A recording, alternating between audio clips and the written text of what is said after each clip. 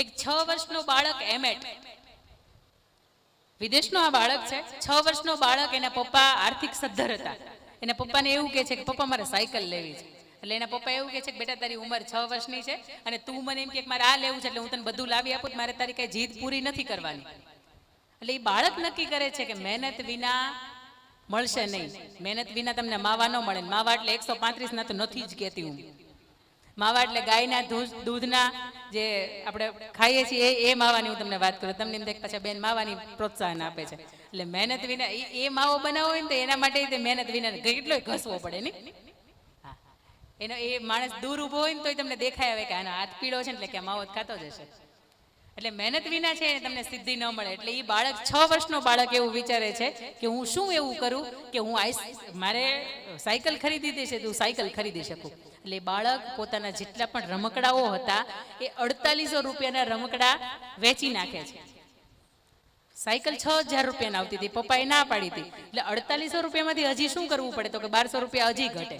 એ બાળકે 6 વર્ષના બાળકે, આ સત્ય ઘટના છે, ગૂગલ ઉપર સર્ચ કરી લેવાની છૂટ, એ 4800 રૂપિયા ભેગા કર્યા. એમાંથી આઈસ્ક્રીમ બનાવવાનું મશીન ખરીદું.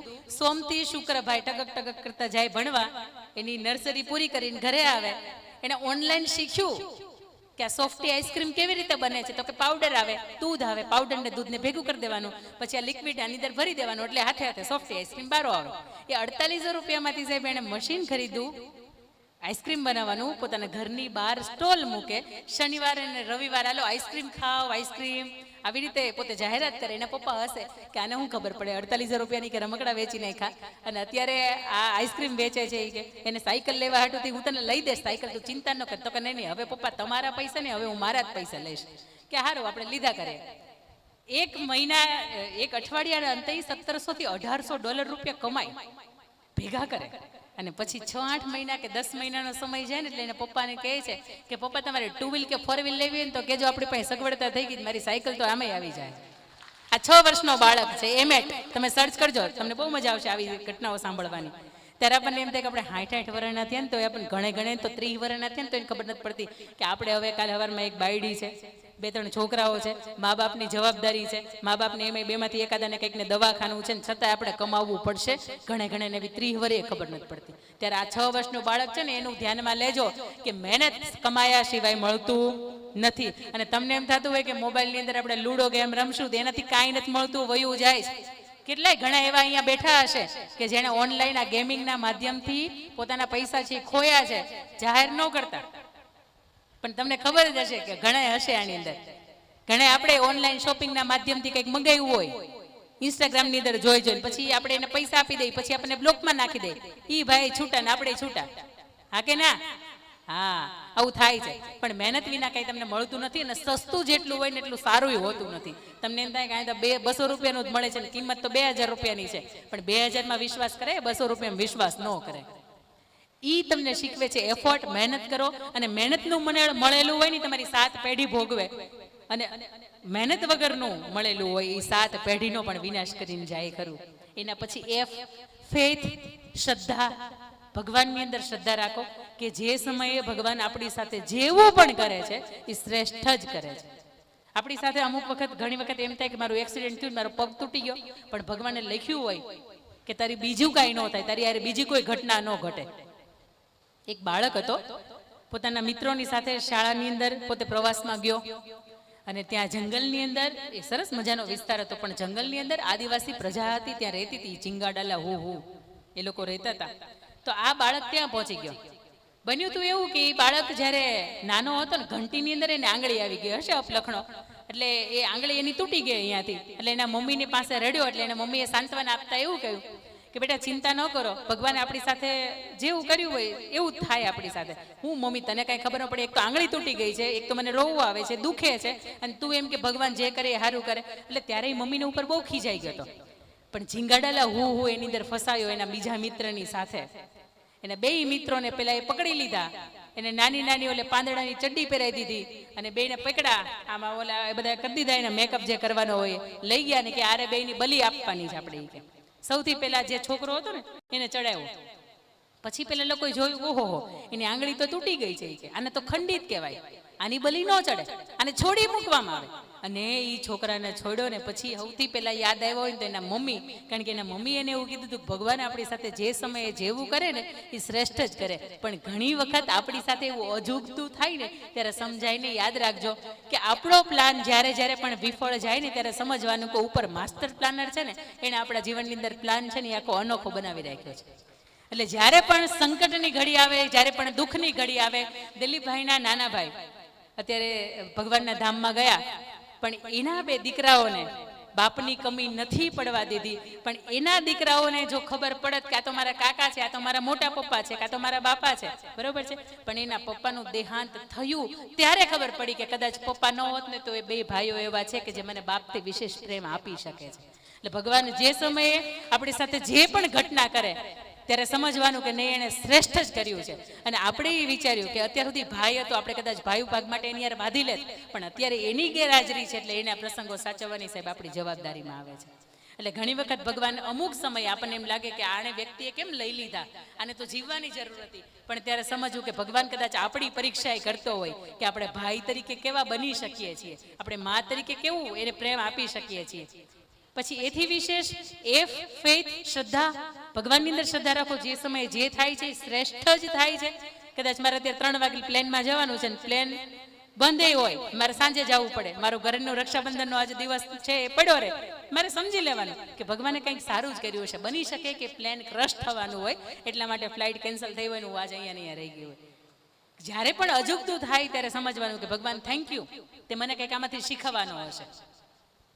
એથી પછી એફ પછી જી, બરોબર જ છે ને? હું બરોબર જ ચાલું છું ને એબીસીડી પ્રમાણે.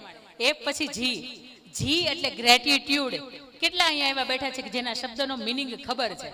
એને સરસ મજાનું ગિફ્ટ આપીશ, એ લાવી નહીં હોય મોકલાવીશ, પણ હું આપીશ. હા હા, ગ્રેટિટ્યુડ એટલે શું થાય નથી સમજાતું મને.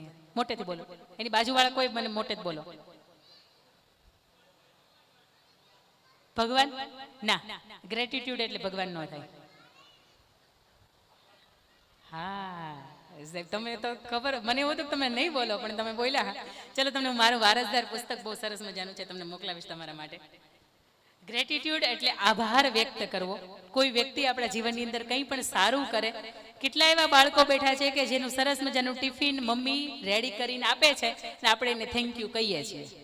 આવું આવતું જ નથી કે કેટલા એવા બેઠા છે કે જેને પપ્પા એવું કહે કે બેટા ફી આખા વર્ષની ભરાઈ ગઈ છે, 6 મહિનાની ભરાઈ ગઈ છે, તો આપણે ક્યારેક એનો હાથ પકડીને એવું કહીએ થેન્ક યુ પપ્પા. છે કોઈ? ન હોય ને. આપણામાં એટીટ્યુડ જ એટલો છે કે મને ગ્રેટિટ્યુડની વ્યાખ્યા જ નથી ખબર આપણને. આપણા જીવનની અંદર જે પણ વ્યક્તિ આપણા માટે કંઈક સારું કરે તો એક વખત એને દિલથી એનો આભાર માનવો અને દિલથી એને એક વખત એવું કહેવું કે થેન્ક યુ. આજનો તમારો કાર્યક્રમ તમે દર મહિને દર વખતે રેલી કરો છો, હું હા હી એવું ચાલુ કરો, કેટલાય પાછા રેલીમાં બાધી પડે. આજે રેલી નથી કરી અને આજે તમે તમારા ઘરવાળાને સાંભળતા નથી ને તમે મને સાંભળવા બેઠા છો. એક વખત મારી જાતને હું પ્રાઉડ ફીલ કરું છું. એટલે આજે તમે અહીંયા બેઠા છો, ઘણી વખત આવું બને કે તમારા સમાજના કંઈક વિચાર્યું હશે એણે રેલીઓની અંદર પેટ્રોલ નહીં બાળવું પણ મારી એકની જ એનર્જી બાળવી કે જેના લીધે કંઈક ઉદ્ધાર થવાનો છે. એટલે આ એક ગ્રેટિટ્યુડની ભાવના છે કે જે વ્યક્તિએ તમારા માટે આવો સારો વિચાર કર્યો છે, મતલબ એણે તમારી ઉપર કંઈક ઉપકાર કર્યો છે.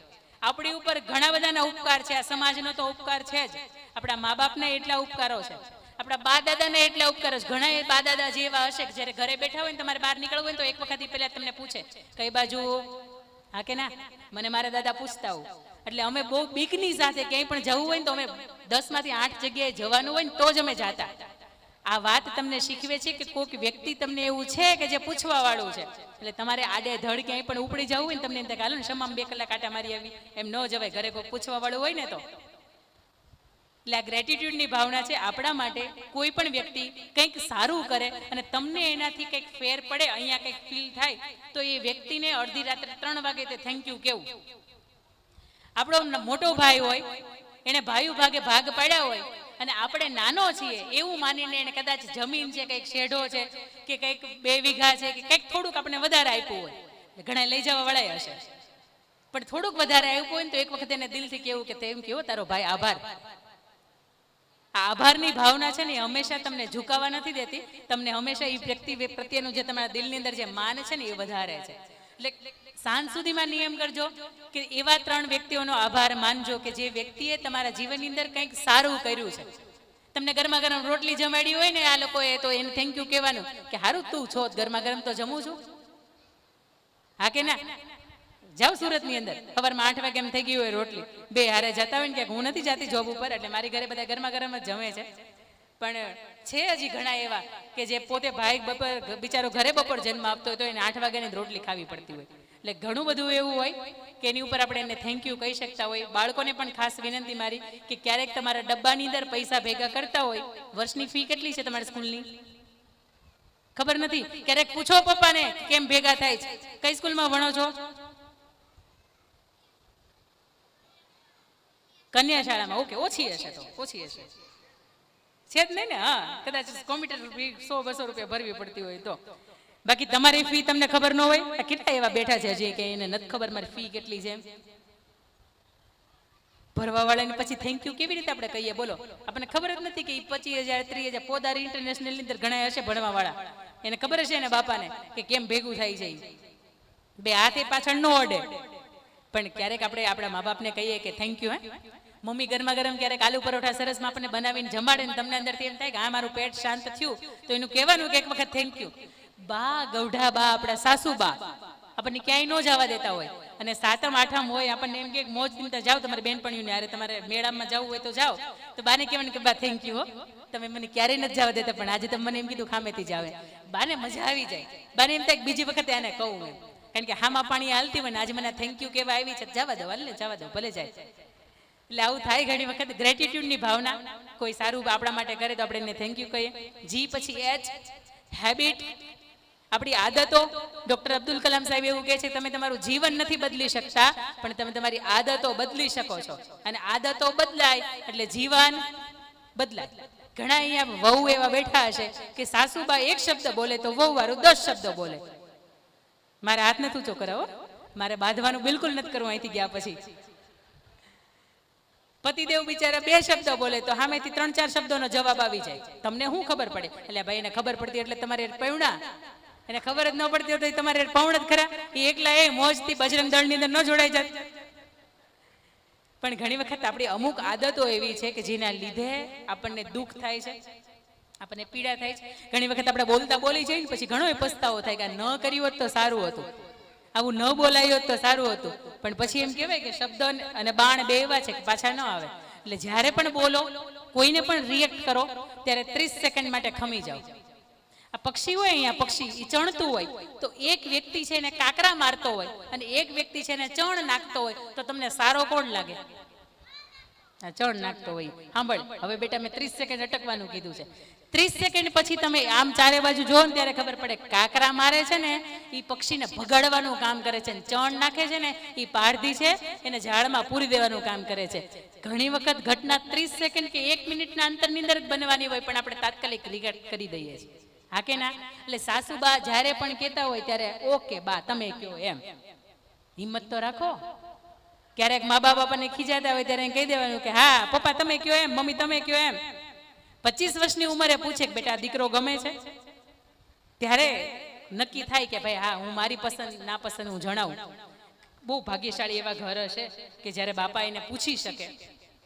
બાકી 20-21 વર્ષની ઉંમરે ગવર્મેન્ટ એમ કે તમે મતનો અધિકાર આપો છો, તો એ ઉંમરે તમને એમ લાગે છે કે આપને લગ્ન કરવાનો અધિકાર આપી દીધો છે. એટલે ક્યારેક ક્યારેક મા કે બાપને તમને પૂછવા જેવું રહેવા દેજો કે આ પાત્ર તને ગમે છે કે નહીં, કારણ કે તો તમે શ્રેષ્ઠ સંતાનની વ્યાખ્યામાં આવો છો. બાકી તમને જન્મ આપો ને તમને મોટા કરવા એ એનો હક છે, એનો અધિકાર છે, એની ફરજ છે, તમને શ્રેષ્ઠ રીતે એ ફરજ નિભાવે છે. પણ જ્યારે જન્મ થયો હોય ને કોઈ એ ખીચે ડોરી એ ગીત વાગતું હોય ને એની સાથે એના ચોધાર આંસુડા એટલા માટે વહેતા હોય કે 25 વર્ષની ઉંમરે મારે એને માંડવો નાખીને અહીંથી દીકરીને વળાવવાની છે. પણ આ સમય માટે જે જોવા માટે તલપાપડ બાપ થતા હોય, માં તલપાપડ થતી હોય કે જેને પણ ફરીથી છેડા છેડા બાંધીને તમારું કન્યાદાન કરવું છે, તો એ કન્યાદાન કરવાનો અવસર એના જીવનમાં આવવા દેજો. અમુક આદતો એવી છે કે તમને એમ થાય કે મારે ફોન 5 ને 6 કલાક લેવી છે, પણ ક્યારે એમાં સ્નેપચેટમાં જતા રહીએ છીએ, ક્યારે એમાં ઇન્સ્ટાગ્રામમાં જતા રહીએ છીએ. અને આપણા મા બાપ એટલા બધા ભોળા છે, એટલા બધા ઓછું ભણ્યા છે કે તમે એમ કહો છો કે તમને એમ લાગે કે એકલા એકલા કેમ હસે છે. તમને એમ થાય કે કંઈક કોમેડી વિડીયો જોતા હશે, પણ નહીં, સામેનું કોઈ એવું પાત્ર હોય કે જેના લીધે એ હસતા હોય. પણ આપણા મા બાપને જો તમે ઉલ્લુ બનાવતા હોય તો આજથી બેટા બંધ કરી દેજો. આપણે શ્રેષ્ઠ સંતાનની કેટેગરીમાં નથી આવતા. સામેવાળું કોઈ આપણને એવું પૂછે 2 મિનિટ માટે શું કરો છો, હું તને બહુ યાદ કરું છું, હું તને બહુ પ્રેમ કરું છું, આ જીવન નથી.